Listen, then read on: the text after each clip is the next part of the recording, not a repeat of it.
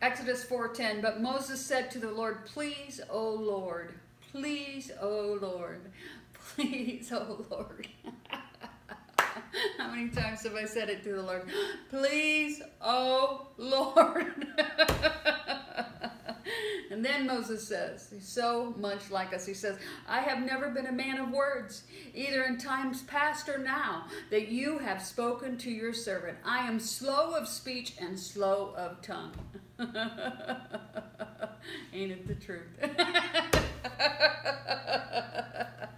You know, Moses, he never showed any victory before this time with his words. As a matter of fact, when he tried to use his words, it didn't work.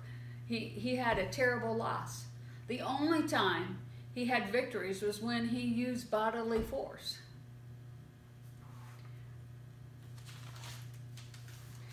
And the Lord said to him, who gives man speech? Who makes him dumb or deaf, seeing or blind? Is it not I, the Lord? And when Moses pleads that he shouldn't be doing this job, God is not impressed.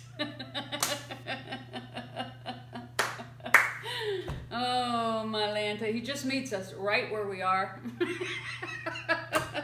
And he gives us his word to show us that he's going to give us his supernatural strength, and we can't do it on our own. We're absolutely right. Moses had it right. He couldn't do it.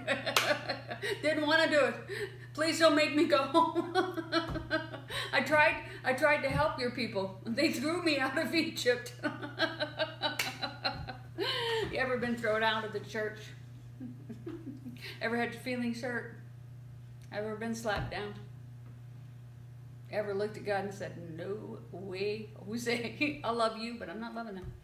I'll be intimate to you, but I'm not going to be intimate to them. Ever been hurt? Not turned out the way you wanted it to, or the way it should have? Couldn't see any advancement? Couldn't see that you've paid this big price and never had any physical, earthly value to all the price you paid?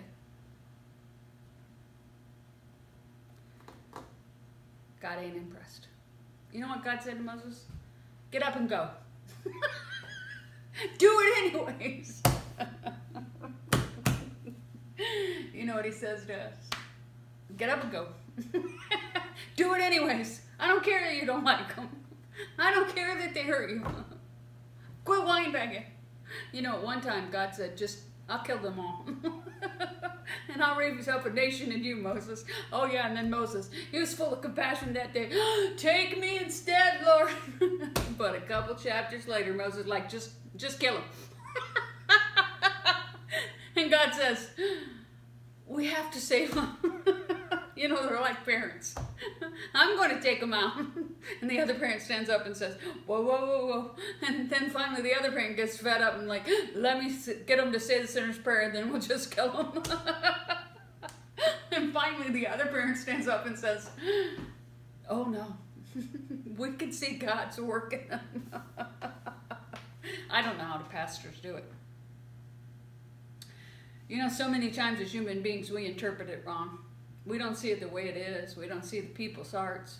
We take things wrong. We get our feelings hurt when nothing was intended, or we twist it around, or sometimes we don't tell the whole truth. So many things we do as human beings, but really what I catch myself over and over and over again is I don't interpret it the way God sees it, and I don't interpret their actions the way that they were meant to be. And sometimes I'm offended when there is no offense. And sometimes I frankly have myself in a wad when there's no wad. You know, when people do their very best, that's all you can ask of anyone. And then you can never look at anyone and say, this isn't their best. You don't know that. You don't know how many times they've been hurt. You don't know how many times they've been kicked. You don't know how much it's cost them. You only know how much it's cost you. You know, even Jesus, he was perfect. And he said, Father, if you could take this cup from me. But then you know what he says? He says what we all have to say if we really love him. See, if we really love him, it says, obey my commandments. See, you can sacrifice everything. But if you don't obey, you don't love him. So this morning I'm in the shower, and frankly, I'm bawling my little eyes out. And I may not have any success on this earth. I may never see the victory. I may never see the ground that I've taken, but I can trust him. I may never see my advancement. It doesn't matter. I served him with a fire and a passion in the beginning, and I'm going to serve him with the same fire and the passion. It doesn't matter what it costs me. I'm going to do what he asked me to do, and I'm going to do it the way he asked me to do it, because you know why? I only see with my human eyes. I only understand with my human perception. See, he sees destiny, and he sees purpose, and I'm not throwing that away because I don't see the increase, because it has to be there, because all he does is bring increase. The rest is just the attack. The rest is just the enemy. And I'm not going to focus on that. I'm focusing on the increase. And you have to focus. You have to reset your eyes. You have to reset your heart. You have to reset your value system. Because in this world, it might look like you lost when really you've only won. Because if we obey, there's the victory.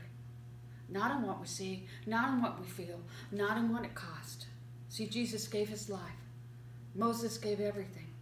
Moses was a man that had emotions just like us. Moses hit the rock when he was supposed to speak it because, man, he was mad at them people, and he had a right to be mad at them. We have a right to be frustrated. He doesn't tell us not to have emotions. He loved Moses. He wanted to kill him too. He understands. He understands. It's not easy. He understands. But see, Jesus Christ died to give us the victory. And we have triumphing victory no matter what it looks like. And we have a challenge to die on fire regardless of the circumstances. And he can give us the supernatural victory no matter what.